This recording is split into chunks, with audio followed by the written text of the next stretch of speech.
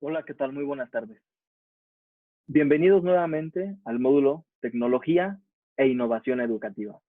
Esta es la segunda sesión de su módulo en la que abordaremos, primeramente, unos breves repasos sobre los temas que vimos la primera sesión.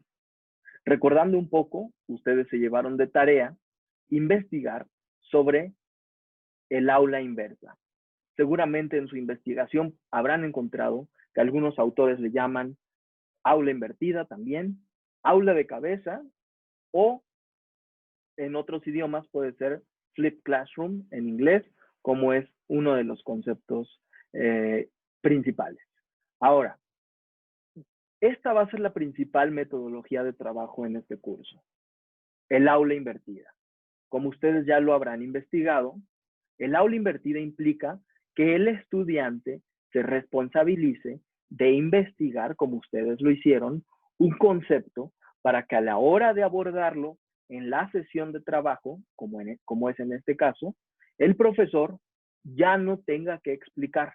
Es decir, el aula invertida es una metodología que viene a romper el paradigma de las clases de cátedra, de las clases donde el profesor transmite el conocimiento a sus alumnos y los alumnos simplemente fungen como receptores.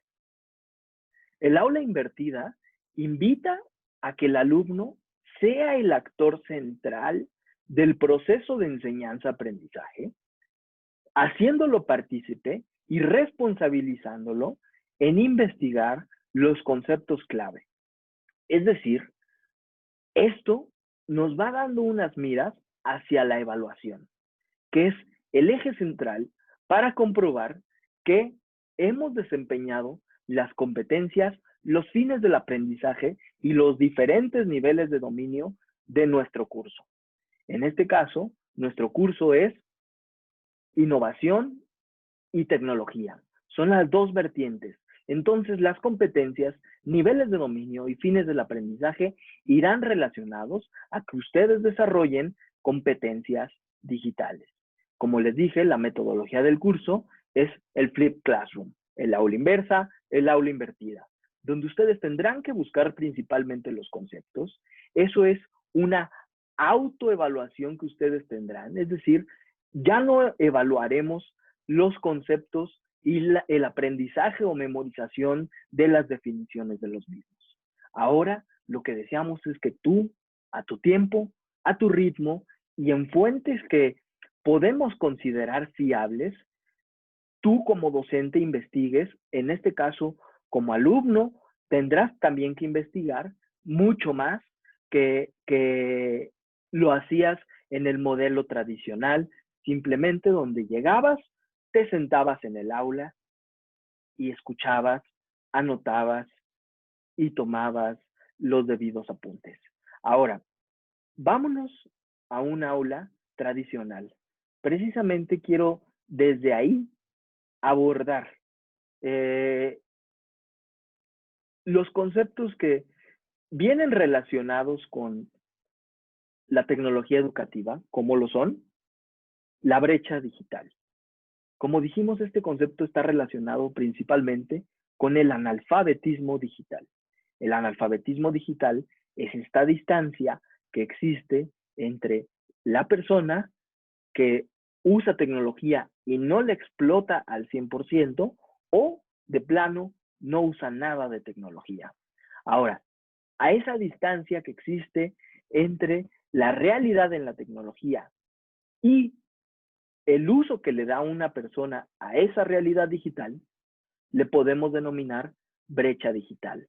Por eso tenemos que algunas generaciones son más cercanas a la tecnología, como los nativos digitales que nacieron en ese entorno, y otras generaciones, como los emigrantes o migrantes digitales, somos más alejados, tienen más distancia entre esa brecha, entre ese acercamiento que tienen en su día a día y en su desarrollo con la tecnología.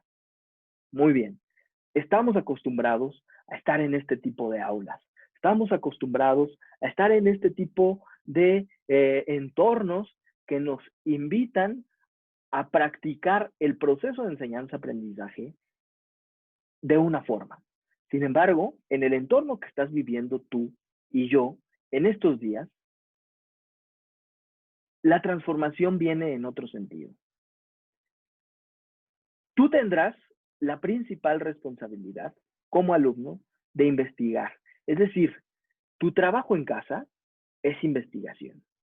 Aquí en el aula vendremos a aplicar de manera práctica esos conceptos teóricos que tú, a tu estilo y a tu ritmo de aprendizaje, lograste con tus propios fuentes, con tus propios medios. Sin embargo, en este curso te diremos, yo personalmente te pondré una lista de recursos que te servirán para que tus fuentes sean fiables, que tengas acceso, gracias al Internet, a diferentes recursos que te van a servir para transformar tu aula digital, teniendo buenas fuentes de información, fiables, sin fake news, sin noticias falsas, y eso en nuestro siglo se le conoce como combatir la infodemia. Esa es una de las más grandes preocupaciones desde el punto de vista de esta evolución tecnológica. Ahora, les voy a compartir una pantalla donde el doctor Thomas Friedman, como lo están viendo, nos propone la siguiente gráfica. El doctor Thomas Friedman pone dos valores principalmente, como son el tiempo y el ritmo de cambio. Estos dos valores, estas dos variables que ustedes están viendo en este eje y en este otro eje, lo que principalmente analizan es cómo nosotros, los seres humanos, nos hemos adaptado al cambio que implica la tecnología en nuestras vidas. Tú lo sabes, el cambio que implica tener que usar tecnologías en las diferentes situaciones, en las diferentes conductas y demás tipos de relaciones humanas, han transformado la forma en la que vivimos. Sin embargo, entrarle a esas tecnologías nos implica que nos tengamos que ir adaptando a un cambio. La tecnología hoy día es muy amigable, es muy compatible. ¿Para qué? Para que precisamente más personas nos acerquemos a ella y la adaptación a ese cambio sea mucho más esponjosa, mucho más fácil la caída, que no sea en seco. Entonces, Thomas Friedman analiza, y si nosotros vemos aquí la tecnología, cómo avanza, de acuerdo a lo que Thomas Friedman, de una manera exponencial nos expone. Es decir, la línea de la tecnología no es una línea recta, es una línea que precisamente se maneja de forma exponencial. Cada vez nos acercamos a una cúspide mucho más alta, es decir, no se ha domado, no se ha aplanado la curva. Aquí se vuelve una recta vertical hacia arriba. Así es la tecnología, avanza exponencialmente. Lo que ayer utilizábamos, mañana probablemente lo tengamos que actualizar y cambiar. Esa es la tecnología, cambio constante, constante evolución, transformación, actualización. Nosotros, como seres humanos, seres pensantes, razonables, sin embargo, humanos, sin embargo, biológicos, sin embargo, seres psíquicos, afectivos también. Entonces, nos adaptamos a un ritmo, digamos, progresivo, no exponencial, progresivo. Vean que la línea de la adaptación al cambio es una línea recta, es una línea que no tiene una curvatura en vertical como sí lo tiene la exponencial tecnológica.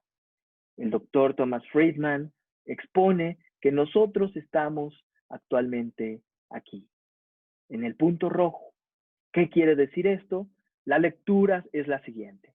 Conforme al ritmo de cambio y al factor tiempo, nos adaptamos mucho más lento de lo que la tecnología avanza. Esto no es nuevo.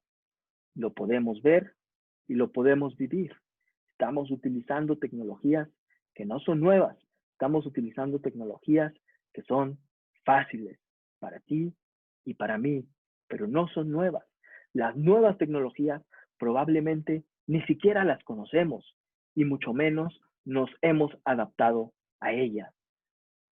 Abrimos la puerta de la inteligencia artificial. Aquí es donde cabe la inteligencia artificial.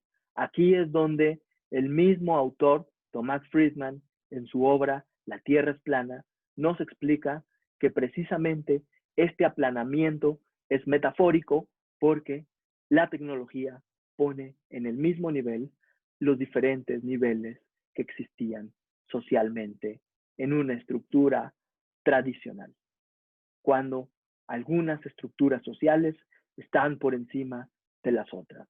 La tecnología lo aplana, la tecnología lo democratiza. Por eso habla Thomas Friedman de una tierra plana, metafóricamente hablando. Él en esta obra nos menciona que es importante que nosotros reconozcamos que nuestra adaptación al cambio es mucho más lenta que el avance tecnológico. Por lo tanto, si queremos ver el rumbo de hacia dónde va la tecnología, nosotros debemos de empezar a leer un poco más de ciencia ficción. Carl Fish nos dice lo siguiente: las universidades estamos preparando estudiantes para trabajar en profesiones o funciones que aún no existen, utilizando tecnología que aún no ha sido inventada, resolviendo problemas que aún no los identificamos como problemas. Entonces, las universidades estamos trabajando con herramientas del pasado y con personas del futuro. Para ver al futuro, el autor Thomas Friedman nos propone que nos acerquemos a la ciencia ficción. Ahora voy a hacer un breve paréntesis, mostrarle un par de imágenes que parecerían de ciencia ficción, pero son completamente reales. La realidad ha superado la ficción. Los comentarios los espero de ustedes. Siguiente imagen.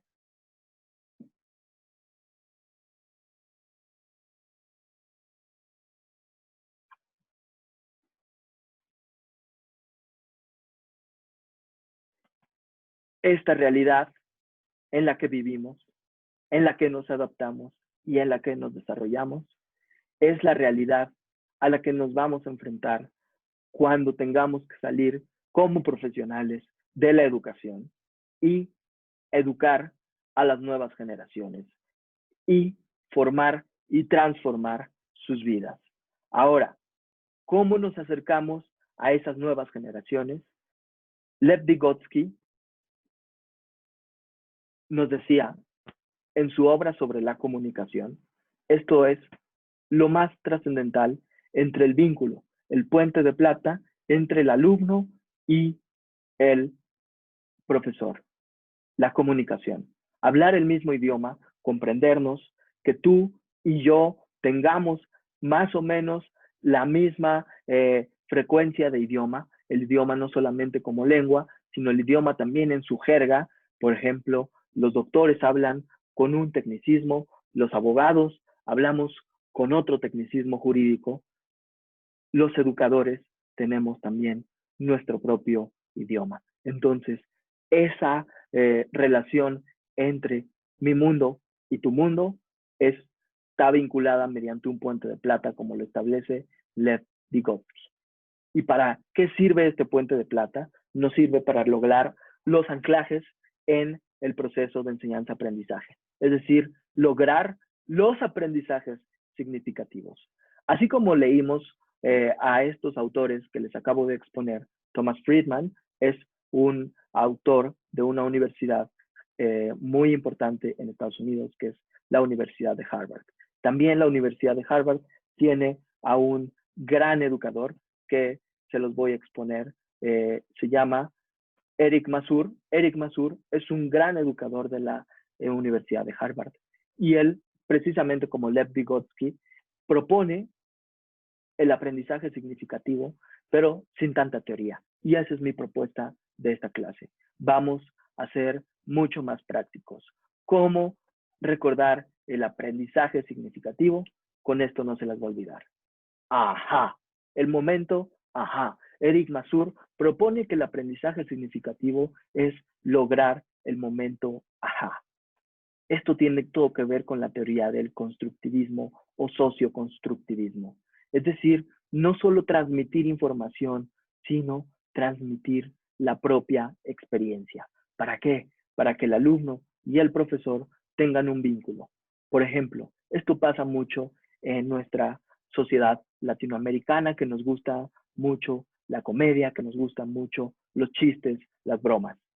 Cuando escuchamos un chiste, una broma, nos da risa porque lo vinculamos probablemente con una experiencia previa, puede ser ficticia o real, pero lo vinculamos con algo que ya traemos en nuestro conocimiento previo cognitivo, es decir, ya está almacenado en nuestra memoria. Por eso funciona el aula inversa, porque el alumno, tú llegas con un conocimiento previo. El profesor simplemente te tiene que generar momentos ajá, donde el alumno diga, ajá, ya entendí lo que me está explicando, ya entendí esta realidad. Eso es un momento, ajá. Y de regreso al aula tradicional, donde verdaderamente ocurrían momentos, ajá, pero había largos intervalos de pausa, de adormilamiento del alumno entre esos momentos, ajá. Ahora, la transformación digital nos invita a transformar precisamente esa metodología que teníamos tradicional en el aula, porque ahora el alumno no está tanto tiempo como le invertía estando sentado en estos pupitres. Les voy a compartir la siguiente pantalla sobre Francisco de Mora. Es un autor español donde en su obra que se llama Solo se puede aprender aquello que se ama, cito textualmente lo siguiente. El cerebro humano no ha cambiado en los últimos 15,000 años. Podríamos tener a un niño del Paleolítico inferior en un colegio y el maestro no darse cuenta de ello. La educación tampoco ha cambiado en los últimos 200 años y ya disponemos de algunas evidencias que hacen urgente esa transformación. Hay que rediseñar la forma de enseñar. Y precisamente en ese rediseño es donde entra la principal vía de transformación, que es la tecnología. La tecnología es nuestro principal medio de transformar esa educación que no ha evolucionado, que ha sido la misma educación en 200 años, por lo menos en la metodología. Y vean, el cerebro humano tampoco ha cambiado en los últimos 15,000 años. ¿Qué sí ha cambiado? Ha cambiado nuestras herramientas, ha cambiado nuestras necesidades, han cambiado nuestros problemas personales y sociales. La sociedad ha cambiado y esa sociedad nos influye directamente a nosotros como seres personales, individuales y sociales. Entonces, precisamente, Francisco de Mora nos relaciona con la siguiente frase que es muy importante en esta era tecnológica, que lo que no enseñamos es tan importante como lo que sí enseñamos. ¿A esto qué quiero decir? Quiero decir que lo que no enseñamos, el alumno lo va a buscar por sus propios medios, lo va a buscar en sus propias fuentes. Tienes entre tus manos un dispositivo para acceder a toda la información millones de veces más grande que la biblioteca de Babilonia, millones de veces más grande que todas las bibliotecas juntas, el Internet. Sin embargo, toda esa información no es verdadera. Toda esa información no es verídica. Existe algo denominado la posverdad o también conocido como la mentira emotiva. Fake news. noticias falsas. Eso significa la posverdad. Sin embargo, estas noticias falsas nos hacen creer una realidad. Es decir, escuchamos o leemos tantas veces noticias falsas que se convierten en nuestra realidad. Ese es el fenómeno de la posverdad. Nos llenan de ideas, nos llenan de noticias falsas para que creamos y esa creencia se vuelve nuestra realidad. A eso se le denomina la posverdad. Como ciudadano digital que participa en esta gran carretera de la información, les voy a sugerir los siguientes tips, queridos alumnos, profesores. Es muy difícil borrar la información una vez que está en Internet. Esto no lo olviden y transmítaselo a sus alumnos, transmítaselo a las personas de su entorno, de su contexto educativo, principalmente a las generaciones millennials y a los migrantes digitales también. Lo que existe en Internet muy difícilmente se borra. ¿Por qué no decirlo? Imposible. Tecnológicamente hablando, yo no soy ingeniero, pero siempre queda guardado cierta información. Es decir, muy difícilmente algo se puede borrar de manera permanente a nivel técnico. Entender el daño extraño. ¿Qué significa el daño extraño? Esta frialdad que existe entre la pantalla y la persona a veces nos hace ser soberbios, mezquinos y no respetar, no ver a la otra persona como un ser humano. Nos hace verlo como una máquina, como un bot. Es decir, es más fácil ofender, es más fácil criticar, es más fácil señalar, es más fácil juzgar, es más fácil ser criticón en Internet, bajo el anonimato o también bajo tu propio nombre, ¿por qué no? Porque además, si quieres lo confrontas, si no, lo dejas en el olvido. Sin embargo, somos seres que sentimos, que pensamos y que interactuamos. Y estos factores nos benefician y nos dañan también. Los comentarios malos en Internet, el bullying, el ciberbullying, el acoso, el ciberacoso. Todo este tema es el daño extraño. Cuando nosotros compartimos una fotografía que hace daño a una persona sin su consentimiento, sin su aprobación, estamos causando daño extraño y depende de la legislación, de las leyes donde tú me veas, probablemente estemos también incurriendo en un delito. Entonces, comprender el daño extraño desde el punto de vista de la ciudadanía digital, es decir, desde el punto de vista moral y desde el punto de vista legal.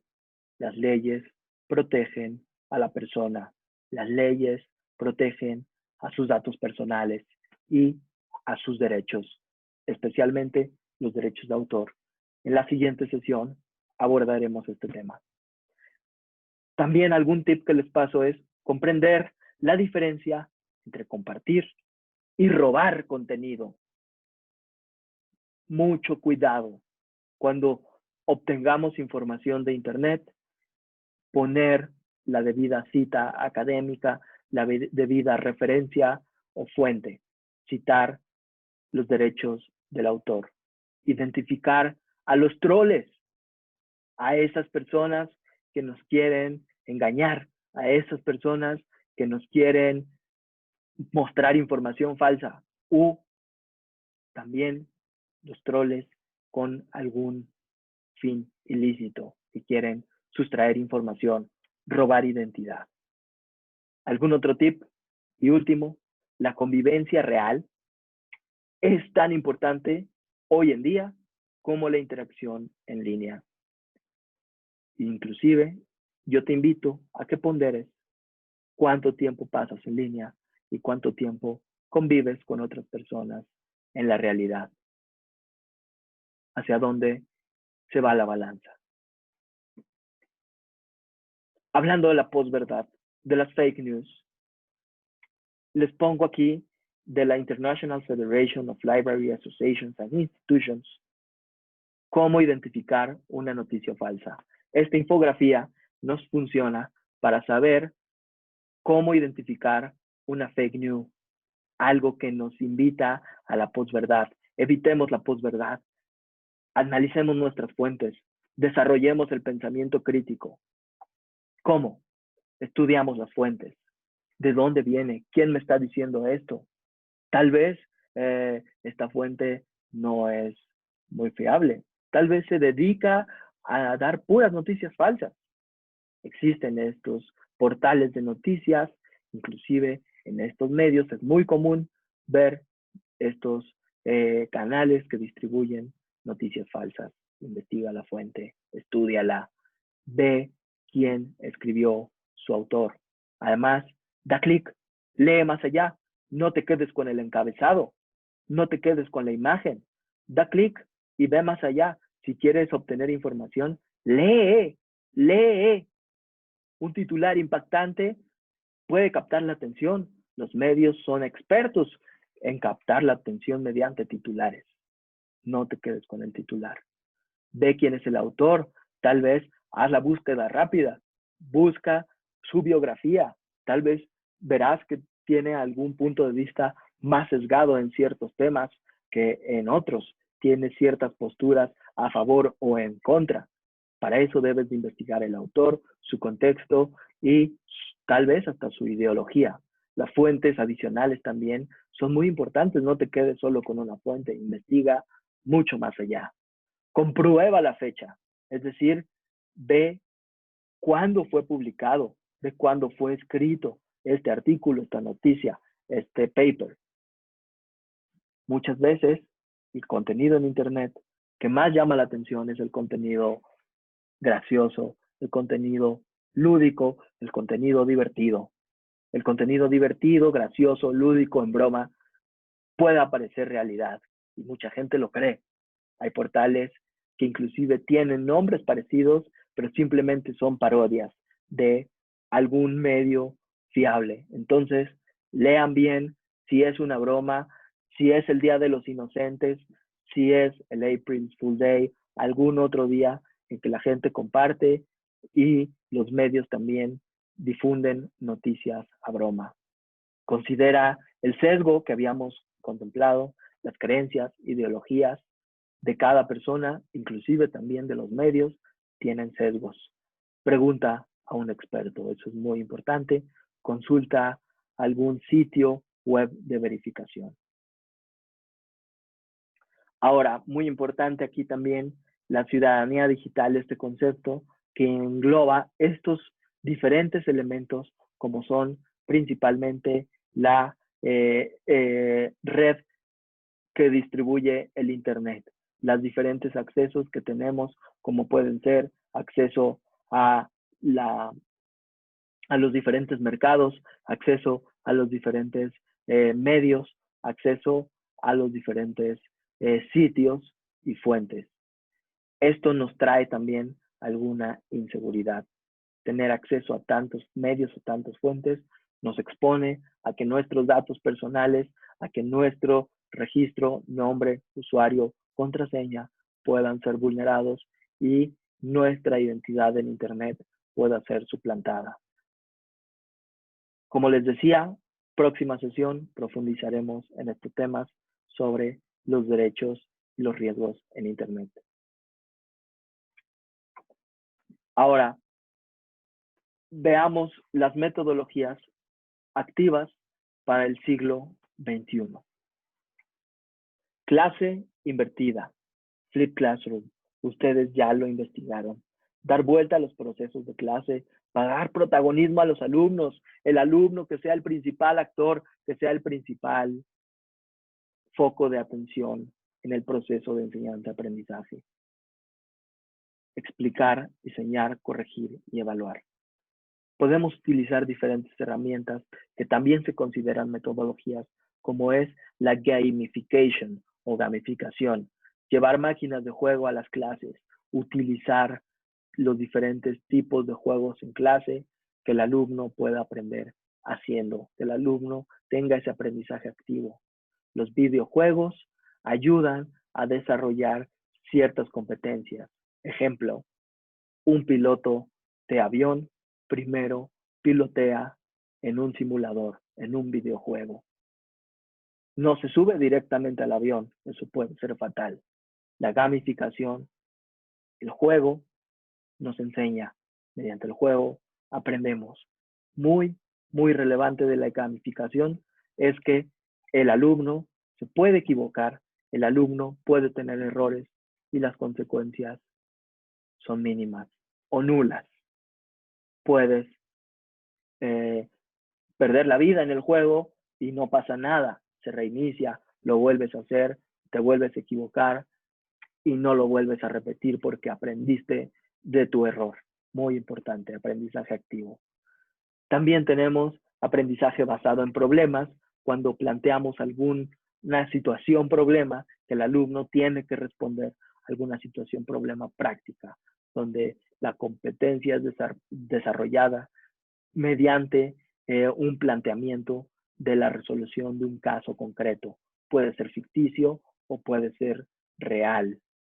También tenemos otras como el aprendizaje basado en proyectos, donde nosotros podemos concatenar las diferentes competencias, inclusive las diferentes disciplinas, con proyectos transdisciplinares, con proyectos multidisciplinares y también con el desarrollo de competencias transversales, es decir, competencias enfocadas a la vida, no solamente competencias enfocadas al desarrollo de la profesión.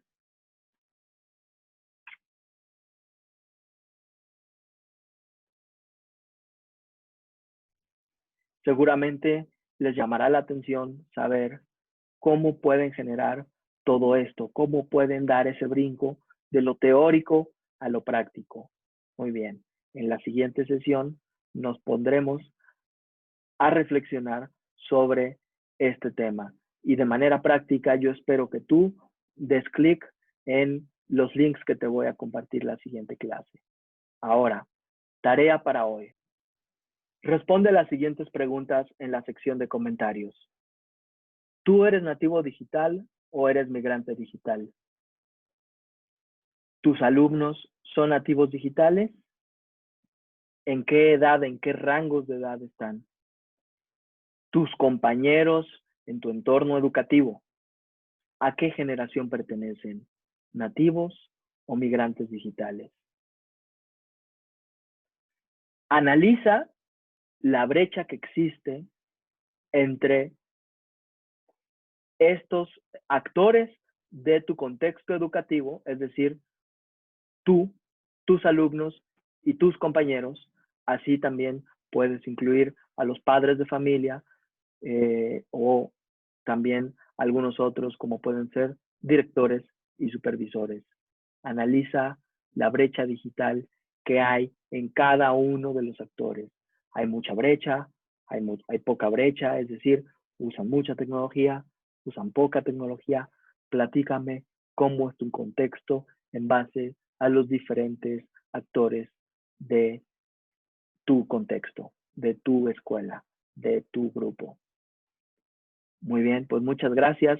Nos vemos la próxima clase. No te olvides de darle like, de suscribirte y de comentar.